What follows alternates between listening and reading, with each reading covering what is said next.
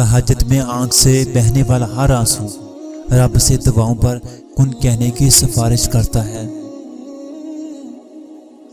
جب بندہ رب کے قریب ہو جاتا ہے، جب بندہ رب کے قریب ہو جاتا ہے، تہجد کو فرض نمازوں کی طرح پڑھتا ہے۔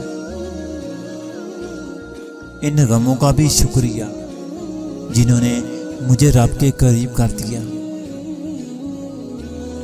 ہائے وہ محبت کتنی سچی ہوگی نا جس کو مانگا جائے تہجد میں۔ میرے عیبوں پر پردہ ڈال رکھا ہے، میرے عیبوں پر پردہ ڈال رکھا ہے، میرے رب نے مجھے سنبھال رکھا ہے۔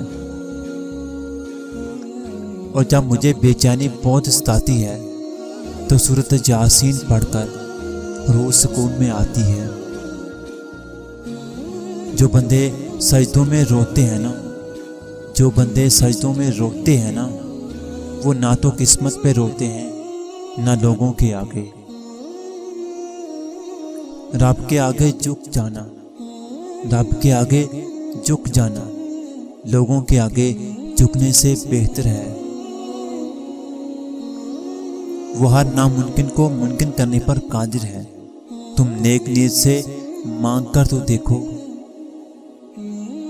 دل کو تب سکون آ جاتا ہے، دل کو تب سکون آ جاتا ہے جب بندہ اللہ کے آگے جھک جاتا ہے۔ ماں باپ کو ناراض کرنا اللہ کو ناراض کرنے کے برابر ہے۔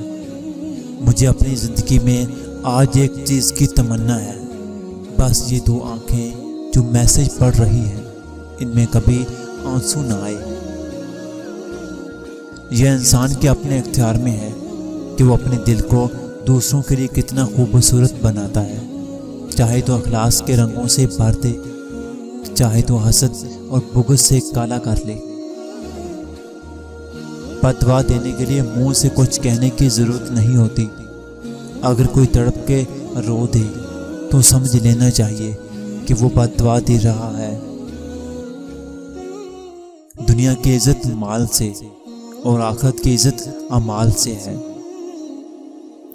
اگر دل بنانے والے سے دل لگاؤ گے، اگر دل بنانے والے سے دل لگاؤ گے تو تمہارا دل کبھی نہیں توڑے گا۔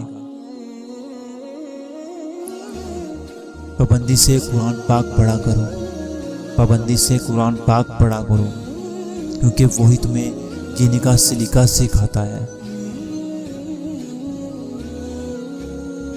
اللہ کو سخت ناپسند ہیں وہ لوگ، اللہ کو سخت ناپسند ہیں وہ لوگ جو اس کے بندوں کا دل دکھاتے ہیں۔